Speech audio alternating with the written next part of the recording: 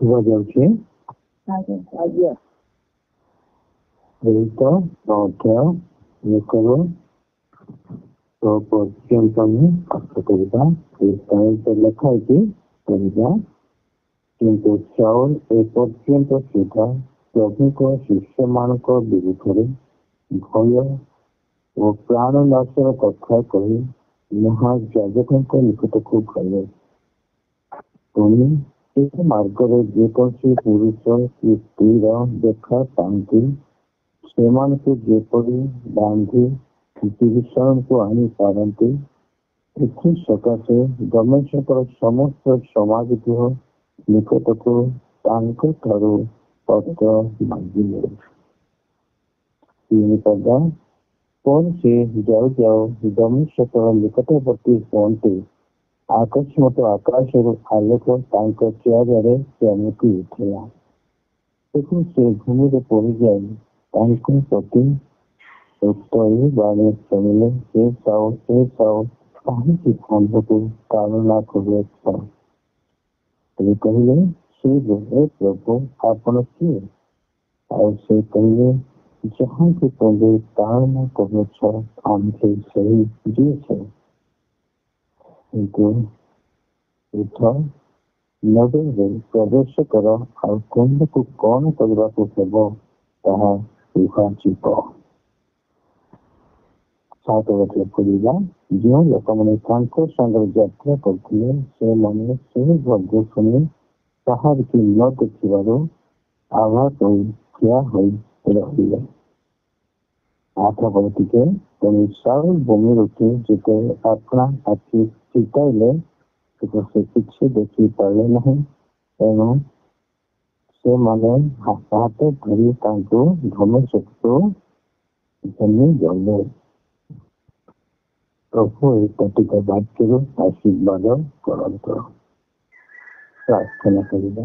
ସ୍ୱର୍ଗସ୍ଥ ପିତା, ଏହି ବାକ୍ୟ ବାପା ଜୀବନ୍ତ ବାକ୍ୟ, এই বাক্য বাপা ଆଜି କାଲି ଚିରଦିନ ସମାନ। ପ୍ରଭୁ ଆଜି ଜଗତରେ କାର୍ଯ୍ୟ ଚାଲିଛି। তুমি আশ্চর্য, তুমি মহান পরমেশ্বর, তুমি କାର୍ଯ୍ୟ କରିଥାଅ। ପ୍ରଭୁ ଜଣେ ସାଉଲଙ୍କ ପରିବର୍ତ୍ତନ ବିଷୟରେ ଆମେ ଆଲୋଚନା କରିବୁ। ଦୟାକର ଅନୁଗ୍ରହ ଆଶୀର୍ବାଦ କର। তুমি ଗୌରବ ମହିମା ପ୍ରଶଂସା ପାଅ। ଯୀଶୁ ନାମରେ ମାଗ କରୁଛି, ଆମେନ୍। ସମସ୍ତଙ୍କୁ ନମସ୍କାର। ଆମେ ସ୍ଥାନରେ ଦେଖିପାରୁଛୁ କି ଭୟଙ୍କର ବିଷୟ। ଆଉ ଏଠି ଆମେ ସହିତ ଆମେ ପାଠ କରୁଛୁ ଏହି ବାକ୍ୟରେ ଜୀବନ କେମିତି ପରିବର୍ତ୍ତନ ହୋଇଛି ସେଇ ବିଷୟ ଆମେ ଏହି ସ୍ଥାନରେ ଲିଖିବଦ୍ଧ ହୋଇଛି। ବିଷୟ ଆମେ ଲିଖିବା, ସେ ସାଉଲ କେମିତି ଥିଲେ, ସେ ଘରେ ଘରେ ପଶୁ ମଧ୍ୟ ପୁରୁଷ ଓ ସ୍ତ୍ରୀ ଲୋକମାନଙ୍କୁ ଟାଣି ଆଣି କାରାଗାରରେ ସମର୍ପଣ କରି ମଣ୍ଡଳୀକୁ ବିଚ୍ଛିନ୍ନ ବା ଛିନ୍ନ ଭିନ୍ନ କରିବାକୁ ଲାଗୁଥିଲେ। ଲେଖା 8:3 ଲେଖାଯାଇଅଛି। ଆଉ ସେ ଘରେ ଘରେ ପଶୁ ସ୍ତ୍ରୀ ପୁରୁଷମାନଙ୍କୁ ଟାଣି ଆଣି କାରାଗାରରେ ନିକ୍ଷିପ୍ତ କରୁଥିଲେ। ଆଉ ସେହି ସାଉଲ ଲେଖା ହେଲା ଏକ ପଦ, କିନ୍ତୁ ସାଉଲ ଏପର୍ଯ୍ୟନ୍ତ ସୁଦ୍ଧା ତାର କାଣ୍ଟିନ୍ୟୁ ଚାଲିଛି। ଆଉ ପ୍ରଭୁଙ୍କ ଶିଷ୍ୟମାନଙ୍କ ବିରୁଦ୍ଧରେ, ପ୍ରଭୁଙ୍କ ଲୋକମାନଙ୍କ ବିରୁଦ୍ଧରେ ଭୟ ଓ ପ୍ରାଣ ନାଶର କଥା କହି ମହାଯାଜକଙ୍କ ନିକଟକୁ ଗଲେ। ମାନେ ଉପସ୍ଥିତ ମାନଙ୍କ ଠାରୁ ଅନେକ ଲୋକ ଉପସ୍ଥିତ ମାନଙ୍କ ଠାରୁ ଅଧିକାର ପାଇ ସେମାନେ ଏହି କାର୍ଯ୍ୟ କରିବା ପାଇଁ ଲୋକଙ୍କ ବିରୁଦ୍ଧରେ ଅଯଥାରେ କାର୍ଯ୍ୟ କରିବା ପାଇଁ ସେ ମହାଯାଜକଙ୍କ ପତ୍ର ଆଣିଥିଲେ। ଆଜି ଯେପରି ଆମେ ଦେଖିପାରୁଛୁ ଉପସ୍ଥିତ ମାନେ ଅଛନ୍ତି, ବଡ଼ ବଡ଼ ଲୋକମାନେ ଠାରୁ ସେମାନେ ପତ୍ର ଆଦେଶ ଅଧିକାର ଆଣି ମଧ୍ୟ କାର୍ଯ୍ୟ କରୁଛନ୍ତି। ଦୁଇ ପଦ ଆମେ ଦେଖିପାରୁଛୁ, ପୁଣି ଏହି ମାର୍ଗରେ ଯେପରି ପୁରୁଷ ଓ ସ୍ତ୍ରୀର ଦେଖା ପାଆନ୍ତି ସେମାନଙ୍କୁ ଯେପରି ବାନ୍ଧି ବିଭୀଷଣକୁ ଆଣି ପାରନ୍ତି, ଏଥି ସକାଶେ ଦମେଶକ ସମସ୍ତ ସମାଜର ନିକଟକୁ ତାଙ୍କର ପତ୍ର ମଧ୍ୟ ଲେଖାଏ। ଆଉ ଯେପରି ସେ ଅନେକ ଲୋକଙ୍କୁ ବନ୍ଧୁ ନେଇପାରନ୍ତି, ଅନେକଙ୍କୁ ଜେଲକୁ ନେଇପାରନ୍ତି, ମୁଖ୍ୟ ସ୍ଥାନ ଥିଲା ସେ ଜାଗାକୁ ନେଇ ସେମାନଙ୍କୁ ବାନ୍ଧି ଜିନିଷଙ୍କୁ ଆଣି ପାରନ୍ତି। ଏଥି ସକାଶେ ଦମେଶକର ସମସ୍ତ ସମାଜର ନିକଟକୁ ତାହାଙ୍କର ପତ୍ର ବାନ୍ଧି ସେ ଦମେଶକ ସମାଜର ଅନେକ ଗୋଟେ ଅଛି ସେ ସ୍ଥାନ ମଧ୍ୟ ପ୍ରାପ୍ତ ଆଣିଲେ। ଶୁଭାଯାଉଛି?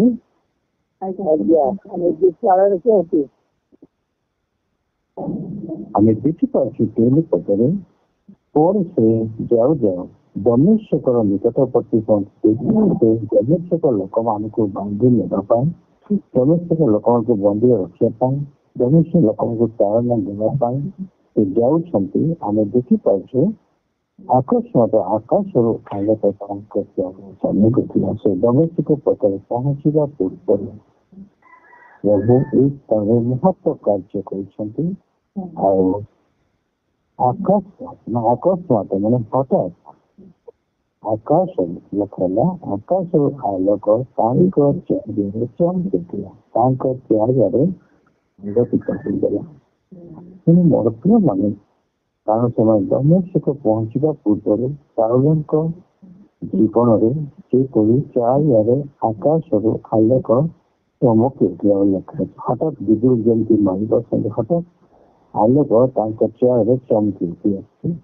ଆଉ ସେଥିରେ ସେ ଭୂମିରେ ପଡ଼ିଯାଏ ତାଙ୍କ ପ୍ରତି ଉକ୍ତ ହିଁ ବାନ୍ଧିଛନ୍ତି। କିନ୍ତୁ ସେ ଆକାଶରେ ସେ ଆଲୋକ ତାଙ୍କ ଚାରିଆଡ଼େ ଚମକି ଉଠୁଛି, ଆଲୋକିତ ହେଉଛି। ସେହି ସମୟରେ ସେ ଭୂମିରେ ଅଲରେଡି ପଡ଼ି ସାରିଛି।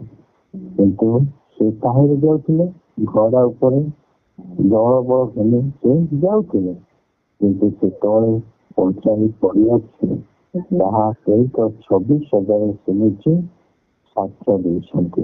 ତେଣୁ ମୋର ପିଲାମାନେ ଆମେ ଦେଖିପାରୁଛୁ, ତେଣୁ ଏହି ବାଣୀ ତାକୁ ପଡ଼ିଲା, ତାକୁ ଆଲୋକିତ ହେଇଗଲେ, ଆଉ ତଳେ ପଡ଼ିଲା, ତାପରେ ଏହି ବାଣୀ ତାଙ୍କ ଉପରେ ଉପସ୍ଥିତ ହେଉଛି। ସେ ସାଉ କାହିଁକି ଆମ୍ଭକୁ ଚାଳନା କରୁଅଛି? ମୋର ପିଲାମାନେ ଏ ସମୟରେ ଆଉ ସ୍ୱର୍ଗରେ ବାଣୀ ଆସି କାହା ପାଇଁ? ସାଉଲ ନିକଟକୁ। କାରଣ ପ୍ରଭୁ ବେଳେ ବେଳେ ତାଙ୍କ ବିରୁଦ୍ଧ ଲୋକମାନଙ୍କୁ ସେ କଥା କରିଥାନ୍ତି, ତାଙ୍କ ବିରୁଦ୍ଧ ଲୋକମାନଙ୍କୁ ତାଙ୍କ ନିମନ୍ତେ ବ୍ୟବହାର କରିଥାନ୍ତି, ତାଙ୍କ ବିରୁଦ୍ଧ ଲୋକମାନଙ୍କୁ ମଧ୍ୟ ସବୁ ପ୍ରେମ କରି ବହୁତ ସମସ୍ତଙ୍କୁ ସେ ପ୍ରେମ କରନ୍ତି। ସେ କାହାକୁ ଘୃଣା କରନ୍ତିନି। କାରଣ ସମସ୍ତେ ଆମେ ଈଶ୍ୱରଙ୍କ ସନ୍ତାନ ତ, କିନ୍ତୁ ଅଜଣାତରେ ବାଟରେ ସମସ୍ତେ ଚାଲି ଯାଇଛନ୍ତି।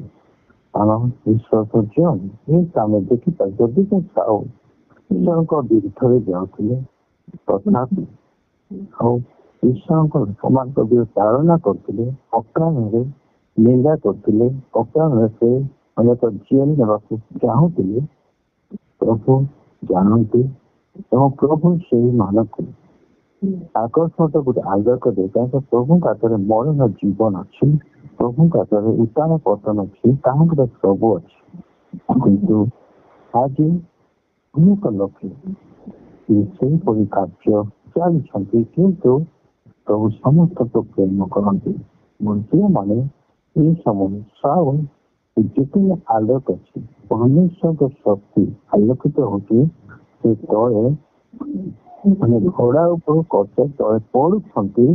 ଆଉ ସେହି ସମୟରେ ଆମେ ଦେଖିପାରୁଛୁ ତାଙ୍କ ଉପରେ ସ୍ୱର୍ଗର ବାଣୀ ଅଛି। ସେ ସାଉ କାହିଁକି ତମେ ଆମ୍ଭକୁ ତାଳନା କରୁଛ? ଆଉ ସେ ଆସୁଛି ମୁଁ ତ ତମକୁ ତାଳନା କରୁନି, ଆଉ ତ ମୁଁ ତ ଲୋକମାନଙ୍କ ତାଳନା କରୁଥିଲି। ପ୍ରିୟମାନେ, ଆଜି ଆମେ ଦେଖିପାରୁଛୁ ଯେଉଁମାନେ ଈଶ୍ୱରଙ୍କ ଲୋକମାନଙ୍କୁ ପ୍ରକାରରେ ନିନ୍ଦା କରନ୍ତି, ତାଳନା କରନ୍ତି, ଅପମାନ କରନ୍ତି, ସେମାନେ ଆମକୁ କରୁନାହାନ୍ତି। ସେମାନେ ଈଶ୍ୱରଙ୍କୁ ତାଳନା କରୁଛନ୍ତି, ସେମାନେ ଈଶ୍ୱରଙ୍କୁ ଅପମାନ କରୁଛନ୍ତି। କିନ୍ତୁ ଏଥିପାଇଁ ଆଜି ଈଶ୍ୱର ସାଉଲଙ୍କୁ ଆଲୋକିତ କରି ତାଙ୍କୁ ଏହି ବାଣୀ କରୁଅଛନ୍ତି। ସେ ସାଉ କାହିଁକି ଆମ୍ଭକୁ ଚାଳନା କରୁଅଛି। ମୋର ପ୍ରିୟମାନେ, ଯେଉଁମାନେ ଖ୍ରୀଷ୍ଟଙ୍କ ଲୋକମାନଙ୍କୁ ନିନ୍ଦା କରନ୍ତି, ଅପମାନ କରନ୍ତି, ଚାଳନା କରନ୍ତି, ସେମାନେ ଖ୍ରୀଷ୍ଟଙ୍କୁ ନିନ୍ଦା ଅପମାନ କରନ୍ତି। ଏହା ଆମେ ଜାଣିଥାଉ। କାରଣ ପ୍ରଭୁ ସେ ପ୍ରଭୁଙ୍କୁ ଚାଳନା କରନ୍ତି, ନିନ୍ଦା କରନ୍ତି, ଆଉ ପ୍ରଭୁ ସେମାନଙ୍କୁ କେବେ ଛାଡ଼ିବେ ନାହିଁ। ଏକ ଉତ୍ତମ ବିଷୟ ପାଇଁ ସେମାନଙ୍କୁ ବ୍ୟବହାର କରନ୍ତି, ସହିତ ସେମାନଙ୍କୁ ଆଉ କଣ୍ଟକ ମୂଳରେ ଅଗ୍ରଗତ କରିବା, ପଦାଘାତ କରି ସେମାନେ ଏ ଆମେ ଦେଖିବା ଗୋଟେ ସୁନ୍ଦର ବାକ୍ୟ। ଆଉ 5 ପଦରେ ସେ କହିଲେ, ହେ ପ୍ରଭୁ ଆପଣ କିଏ? ଆଉ ସେ କହିଲେ, ଯାହାଙ୍କୁ ତୁମେ ପାଳନ କରୁଛ ଆମେ। ସାଉଲ ପଚାରିଲେ, ପ୍ରଭୁ ଆପଣ କିଏ? କାରଣ ପ୍ରଭୁଙ୍କୁ ସେ ଦେଖି ପାରୁନାହାନ୍ତି। ପ୍ରଭୁଙ୍କ ଆଲୋକ ତାକୁ ଆବରିଛି ଏବଂ ସ୍ୱର ଆସିଛି, ଏ ଦର୍ଶନ ପାଉଛି। ଆପଣ କିଏ ସେ ଜାଣିପାରୁ। ଆଉ ପୁନର୍ବାର ପ୍ରଭୁ କହୁଛନ୍ତି, ତୁମେ ଯାହାକୁ ପାଳନ କରୁଅଛ ଆମ୍ଭେ ସେଇ। ସାଉଲ କାହାକୁ ଚାଳନ କରୁଥିଲେ? ସାଉଲ ଖ୍ରୀଷ୍ଟଙ୍କ ଲୋକମାନଙ୍କୁ ସାଉଲ ଚାଳନା କରିଥିଲେ। ମୋର ପ୍ରିୟମାନେ, କାରଣ ଖ୍ରୀଷ୍ଟ ଲୋକମାନଙ୍କୁ ଚାଳନା କରିବା ଈଶ୍ୱରଙ୍କୁ ଚାଳନା କରିବା ସହିତ ସମାନ। କାରଣ ସେ ହେଉଛି ସୃଷ୍ଟିକର୍ତ୍ତା, ଆମେ ଜାଣିପାରୁଛୁ। ତେଣୁ ମୋର ପ୍ରିୟମାନେ, ଏଇ ସ୍ଥାନରେ ଅତି ଗୁରୁତ୍ୱପୂର୍ଣ୍ଣ ବିଷୟ ଅଛି। ତୁମେ ଯାହାକୁ ଚାଳନା କରୁଛ ଆମ୍ଭେ ସେହି। ନିଶ୍ଚିତ ସେ ଆଶ୍ଚର୍ଯ୍ୟ ହେଇଯାଏ, ମୁଁ ତ ଈଶ୍ୱରଙ୍କୁ ଚାଳନା କରି କାହିଁକି ଏ କଥା ଆସିଲା? ଓହୋ, ତାହାଙ୍କ ଲୋକମାନଙ୍କୁ ଚାଳନା କରିବା ତାହାକୁ ଚାଳନା କରୁଅଛି, ଏହା ନିଶ୍ଚିତ ସେ ଭାବିଥିବ। ମୋର ପ୍ରିୟମାନେ, ଆଜି ଆମେ ଦେଖିପାରୁଛୁ ଯେ ସେ ଗୋଟେ କହିଲେ, ଆଉ ସେ କହିଲେ, ଯାହାକୁ ତୁମେ ଚାଳନ କରୁଛ ଆମ୍ଭେ ସେହି। ତମେ ଯାହାକୁ ଯେଉଁ ଲୋକଙ୍କୁ ତୁମେ ଚାଳନା କରୁଛ ଆମ୍ଭେ ସେହି। କାରଣ ତୁମେ ଆମ୍ଭ ଲୋକମାନଙ୍କୁ ତୁମେ ଚାଳନା କରୁଛ, କାରଣ ତୁମେ ଅଜାଣତ କରୁଛ। ତାକୁ ଆଉ ଗୋଟେ ସେ ଲେଖାଇଛି, ଯାହାକି 26:14 ପଦରେ, କଣ୍ଟକର ଅଗ୍ରରେ ପଦାଘାତ କରିବା ନିଜର ଦୁଷ୍କର। ମାନେ କଣ୍ଟା ମୂଳରେ ଆଘାତ କରିବା ତୁମମାନଙ୍କର କେତେ ଦୁଷ୍କର ତାହା ଜାଣିଥାଉ ବୋଲି ସାଉଲଙ୍କୁ ଆଉ ପ୍ରଭୁ ଯୀଶୁ କଥା କୁହନ୍ତି। କଣ୍ଟକ ମୂଳରେ ଆମେ ଯେତେବେଳେ କଣ୍ଟା ମୂଳରେ ଆଘାତ କରାଯାଏ, ଆମେ ମାରିଯାଏ, ଲାତ ମାରିବା, ଏହା କଣ୍ଟା ଆଘାତ କିଛି ହବନି। ଏହା କେବଳ ଆଉ ପାଇଁ ସେଟା ଆଘାତ ହେଇଥାଏ। କାରଣ ତେଣୁ ପଦ ଆମେ ଦେଖିପାରୁଛୁ, କିନ୍ତୁ ମେଘରେ ପ୍ରବେଶ କର, ଆଉ ତୁମକୁ କଣ କରିବାକୁ ହେବ ତାହା କୁହାଯିବ। ଆଉ ସେକେଣ୍ଡ ବାଣୀ ଆସୁଛି, ତମେ ଉଠାଅ, ତମେ ତ ପଢିଛ, ତାମାନେ ମୁଁ ତତେ ପକାଇଛି। ଆଉ ମୁଁ କହୁଛି ଉଠ ଏବଂ ନଗରରେ ପ୍ରବେଶ କର, ଆଉ ତୁମ୍ଭକୁ କଣ କରିବାକୁ ହେବ ତାହା କୁହାଯିବ। ତୁମ୍ଭକୁ କଣ କରିବାକୁ ହେବ ତାହା କୁହାଯିବ। ମୋର ଦ୍ୱିତୀୟ ବାଣୀ ସାଉଲଙ୍କ ଜୀବନରେ ଆସିଲା। କାରଣ ଈଶ୍ୱର ଶତ୍ରୁମାନଙ୍କୁ ମଧ୍ୟ ସେମିତି ପ୍ରେମ କରନ୍ତି, ଚାଳନାକାରୀ ମାନଙ୍କୁ ପ୍ରଭୁ କେମିତି ପ୍ରେମ କରନ୍ତି ଏବଂ ତାକୁ ସୁପଥରେ ନେବା ପାଇଁ ଚାହାନ୍ତି, ଏଥିରେ ଆମେ ଜାଣିପାରୁଛୁ। ଯେଉଁ ଲୋକମାନେ ତାହାଙ୍କ ସାଙ୍ଗରେ ଯାତ୍ରା କରୁଛନ୍ତି, ଦେଖିପାରୁଛୁ ମୋ ପ୍ରିୟମାନେ, ସେଟା ଜଣେ ଯାଉନଥିଲେ, ତାଙ୍କ ଅନେକ ଦଳବ ହେଇକି ଯାଉଥିଲେ। ଯେଉଁ ଲୋକମାନେ ତାଙ୍କ ସାଙ୍ଗରେ ଯାତ୍ରା କରୁଥିଲେ, ସେମାନେ ସେହି ଶବ୍ଦ ଶୁଣି ସେମାନେ କାହାରିକି ନ ଦେଖି ଶବ୍ଦ ଶୁଣୁଛନ୍ତି, ବାଣୀ ଶୁଣୁଛନ୍ତି, କିନ୍ତୁ ସେମାନେ ମଧ୍ୟ କାହାରିକୁ ନ ଦେଖି ଠିଆ ହେଇ ରହିଲେ, ନାଚନ୍ତି କରି ଧନ୍ୟବାଦ ଠିଆ ହେଇଛନ୍ତି। କାରଣ ଏହା ପ୍ରଭୁଙ୍କର ବାଣୀ, ଏହା ପ୍ରଭୁଙ୍କର ଶବ୍ଦ, ଏହା ପ୍ରଭୁଙ୍କର ସ୍ୱର। ସେମାନେ ଜାଣୁଛନ୍ତି, ଶୁଣୁଛନ୍ତି, କିନ୍ତୁ ତାହାକୁ ଦେଖିପାରୁ ମୋର ପ୍ରିୟ ଭାଇ ବନ୍ଧୁ, ଆଜି ବି ଜଗତରେ ଚାଲିଛି ଯେ ଆମମାନେ କିପରି ଶତ୍ରୁମାନଙ୍କ ନିମନ୍ତେ ଆମେ ପ୍ରାର୍ଥନା କରିବା, ସେମାନେ ମଧ୍ୟ ସତ୍ୟତା ଜାଣିବା ଆବଶ୍ୟକତା ଅଛି। ସମସ୍ତେ ସତ୍ୟତା ଜାଣିବା ଆବଶ୍ୟକତା ଅଛି, କାରଣ ସମସ୍ତେ ସ୍ୱର୍ଗକୁ ଯିବାର ଆବଶ୍ୟକତା ଅଛି। ଏହା ପ୍ରଭୁ ଚାହାନ୍ତି। ତେଣୁ ଏ ସାଉଲଙ୍କ ଦ୍ୱାରା ଏ ପରିବର୍ତ୍ତନ କିପରି ସେ ଭୁଲ ବାଟରେ ଚାଲିଥିଲା ସତ୍ୟ ବାଟକୁ ଆସି ପ୍ରଭୁ କିପରି ତାକୁ ବ୍ୟବହାର କରିବାକୁ ଯାଉଛନ୍ତି ତାହା ଆମେ ଦେଖିପାରୁଛୁ। ତେଣୁ ସେଦିନ ଏହା ସ୍ୱର ଶୁଣି ସାଉଲଙ୍କ ଜୀବନ ପରିବର୍ତ୍ତନ ହେଉଛି। କାରଣ ବାସ୍ତବରେ ମୁଁ ଜାଣିନଥିଲି, ମୋ ଅକାଳେ ନିନ୍ଦା କରୁଥିଲି, ଅପାନ ମୋ ପାଳନ କରିଥିଲେ ଖ୍ରୀଷ୍ଟିଆନ ଲୋକମାନଙ୍କୁ। ଏହା ଜାଣି ସେ ଯେତେବେଳେ ପ୍ରଭୁଙ୍କର ସ୍ୱର ଶୁଣିଲା ତାହା ଜାଣି ସେ କଣ ହେଲା ମୋର ପ୍ରିୟମାନେ ଆମେ ଦେଖିପାରୁଛୁ ଯେ 8 ପଦ ସାଉଲ ଭୂମିରେ ଉଠି ଯେତେବେଳେ ଆପଣ ଆଖି ଫୁଟାଇଲେ ସେତେବେଳେ ସେ କିଛି ଦେଖି ପାରିଲେ ନାହିଁ। ତେଣୁ ସେମାନେ ତାଙ୍କ ହାତ ଧରି ତାଙ୍କୁ ଦମେଶକୁ ଘେନି କଲେ ଏବଂ ଯେତେବେଳେ ତାକୁ ସେ ଜାଣୁଛି ଯେତେବେଳେ ପ୍ରଭୁଙ୍କ ସ୍ୱର ଶୁଣୁଛି ସ୍ୱର ପାଉଛି ଆଉ ସେ ସବୁ ସେଇ ଜାଗାରେ ହିଁ ମନ ପରିବର୍ତ୍ତନ ହଉଛି। ମୁଁ ଭୁଲ କରୁଛି, ମୁଁ ଅକାଳରେ ମୁଁ ଲୋକମାନଙ୍କୁ ନିନ୍ଦା ଅପମାନ କରୁଥିଲି, ବାସ୍ତବରେ ମୁଁ ଭୁଲ କରୁଛି ତାହା ଜାଣି ସେଦିନ ସେ ଆଉ 3 ଦିନ 3 ରାତ ସେ ଖାଇଲେ ନାହିଁ ପିଇଲେ ନାହିଁ। ସେ କଣ କଲେ? ଉପବାସ ପ୍ରାର୍ଥନା କରୁଛି। ଆମେ ଦେଖିପାରୁଛୁ ସେ ଆଉ ଖାଇଲେ ନାହିଁ ପିଇଲେ ନାହିଁ 3 ଦିନ, କିନ୍ତୁ ଶେଷରେ ଅନନ୍ୟ ନାମକ ପ୍ରଭୁଙ୍କର ଦାସ ତାଙ୍କ ଭିତରେ ହସ୍ତାର୍ପଣ କରୁଅଛି। ସେହି ସାଉଲ ତାଙ୍କ ନାମ ହେଉଛି ସାଉଲ। ତେଣୁ ସେ ଆଜି ସାଉଲ ସେ ଭିତରେ ଲେଖନ୍ତି ସେ ଭିତରେ ସେ ପ୍ରଭୁଙ୍କ ପ୍ରେମ ବାସ୍ତବ ସେ ପ୍ରେମ ଜାଣିଲା। ଆଗ ପ୍ରଭୁଙ୍କ ଲୋକମାନଙ୍କୁ ସେ ଘୃଣା କରୁଥିଲା, ନିନ୍ଦା କରୁଥିଲା, ଅପମାନ କରୁଥିଲା, ଅକାମୀ ସେ ଲୋକମାନଙ୍କୁ କଷ୍ଟ ଦେଉଥିଲେ, ନିର୍ଭୀ କରୁଥିଲେ। ଯେତେବେଳେ ବାସ୍ତବରେ ସତ୍ୟତା ସେ ଈଶ୍ୱରଙ୍କ ସେ ପ୍ରେମ ଜାଣିପାରିଲା, ସେ ନିଜେ ଈଶ୍ୱରଙ୍କ ସ୍ୱର ଶୁଣିପାରିଲା, ସେ ନିଜେ ପରିବର୍ତ୍ତନ ହଉଛି। କାରଣ 3 ଦିନ 3 ରାତ ସେ ନ ଖାଇ ସେ ଉପାସରେ ରହୁଛି ଏବଂ ପ୍ରଭୁଙ୍କ ଜଣେ ଦାସ ତାଙ୍କ ଭିତରେ ହସ୍ତାର୍ପଣ କରୁଛି। ତାହା ଆମେ ଦେଖିପାରୁଛୁ। କାରଣ ପ୍ରଭୁ ତାକୁ ଡାକୁଛନ୍ତି। ପ୍ରଭୁ କିପରି ଶତ୍ରୁମାନଙ୍କୁ ଡାକନ୍ତି, ପ୍ରଭୁ କିପରି ତାଙ୍କ ପ୍ରାଣ ଲୋକମାନଙ୍କୁ ଡାକନ୍ତି ଆମେ ଏହି ସମୟରେ ଜାଣିପାରୁଛୁ। ସେହି ପାଉଲ ଯେତେବେଳେ ସାଉଲ ପାଉଲ ହେଲା ସେ ଲେଖନ୍ତି ପ୍ରଭୁଙ୍କର ସେ ପ୍ରେମ ଜାଣିପାରିଲା, ପ୍ରଭୁଙ୍କର ସ୍ନେହ ମମତା ଅନୁଭବ କରିପାରିଲା। ସେଥିପାଇଁ ସେ ଗୋଟେ ଲେଖିଲେ ଯାହାକି ଆମେ ରୋମିଓ 8:35 ପଦରେ ଆମେ ଦେଖିପାରୁଛୁ ଖ୍ରୀଷ୍ଟଙ୍କ ପ୍ରେମରୁ କିଏ ମୋତେ ବିଚ୍ଛିନ୍ନ କରିବ। ସେ ଜାଣିଲା ଯେ ବାସ୍ତବ ସତ୍ୟ ଜାଣିଲା ପରେ ଯେଉଁ ଖ୍ରୀଷ୍ଟିଆନ ବିରୁଦ୍ଧରେ ଯାଇଥିଲା, ଖ୍ରୀଷ୍ଟିଆନଙ୍କ ଲୋକମାନଙ୍କ ବିରୁଦ୍ଧରେ ଯାଇଥିଲା, ପ୍ରଭୁଙ୍କ ଦାସମାନଙ୍କ ବିରୁଦ୍ଧରେ ଯାଇଥିଲା, ଯେତେବେଳେ ସେ ଈଶ୍ୱରଙ୍କ ସ୍ୱର ଶୁଣିଲା, ଈଶ୍ୱରଙ୍କ ସେ ଦର୍ଶନ ପାଇଲା, ସେ ନିଜେ ପ୍ରଭୁଙ୍କ ଠାରେ ସମର୍ପଣ କରି କହିବାକୁ ଲାଗିଲା ଖ୍ରୀଷ୍ଟଙ୍କ ପ୍ରେମରୁ କିଏ ମୋତେ ବିଚ୍ଛିନ୍ନ କରିବ? କି କ୍ଲେଶ, କି ସଙ୍କଟ, କି ତାଡ଼ନା, କି ଦୁର୍ଭିକ୍ଷ, କି ଉଲ୍ଲଂଘତା, କି ବିପଦ, କି ଖଡ୍ଗ। ମୋର ପ୍ରିୟମାନେ ଯେତେବେଳେ ସେ ଖ୍ରୀଷ୍ଟଙ୍କ ପ୍ରେମ ଜାଣିଲା ସେଥିପାଇଁ ଆଉ କିଏ ମୋତେ ବିଚ୍ଛିନ୍ନ କରିବ?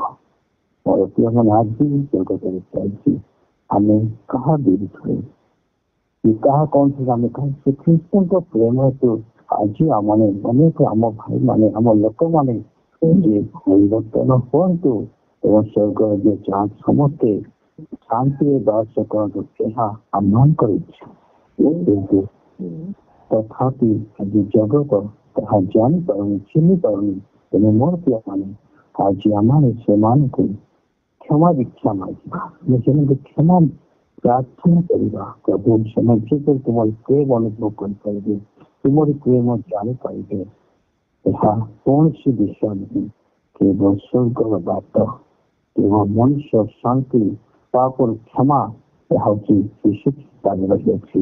ତାହା ଜାଣିବା ଜାଣିଛୁ ଆମେ ଏଥିପାଇଁ ଆମେ ନିଶ୍ଚିତ ଆମେ ଏଥିପାଇଁ ପ୍ରାର୍ଥନା କରୁଛୁ। ତେଣୁ ମୋର ପ୍ରିୟମାନେ ତେଣୁ ଯାହା ବି ଅକାରଣରେ ଏକ ନିନ୍ଦା ଅପମାନ ଆସିଲେ ମଧ୍ୟ ଆମେ ଅନେକ ବିଷୟ ଖ୍ରୀଷ୍ଟଙ୍କ ବିରୁଦ୍ଧରେ ଅନେକ ଅଭିଯୋଗ ମଧ୍ୟ ଆସିପାରେ। ସେ ବିଷୟ ତ ଆମମାନଙ୍କୁ ଯଦି ଧାର୍ମିକ ଗଣିତ କରିଛନ୍ତି, ପାପରୁ କ୍ଷମା କରିଛନ୍ତି, ନିଶ୍ଚିତ ଆମେ ଏକ ଅନେକ ଲୋକଙ୍କୁ ଉଦ୍ଧାର କରିବା ପାଇଁ ଏକ ଆଦେଶ ଦିଅନ୍ତି। ତେଣୁ ଆସୁ ସାଉଲଙ୍କ ଜୀବନ ପରିବର୍ତ୍ତନ ଆମେ ଦେଖିପାରୁଛୁ। ଆମ ଅଞ୍ଚଳ ଲୋକମାନଙ୍କର ମଧ୍ୟ ଅନେକ ଶତ୍ରୁମାନେ ଅନେକ କାରଣକାରୀମାନେ ଅଛନ୍ତି ଯେହେତୁ ଦେଶ ଶାନ୍ତି ସ୍ଥାପନ ହବ, ଦେଶ ଆନନ୍ଦରେ ସ୍ଥାପନ ହବ, ସତ୍ୟତା ଲୋକେ ଜାଣିଲେ। ଏଥିପାଇଁ ଆମେ ପ୍ରାର୍ଥନା କରିବା ଆବଶ୍ୟକତା ଅଛି। ପ୍ରଭୁ ଏହି ଛୋଟ ଆଲୋଚନାରୁ ଆଶୀର୍ବାଦ କରନ୍ତୁ। ଏହି ସମୟ ପ୍ରାର୍ଥନା କରିବେ।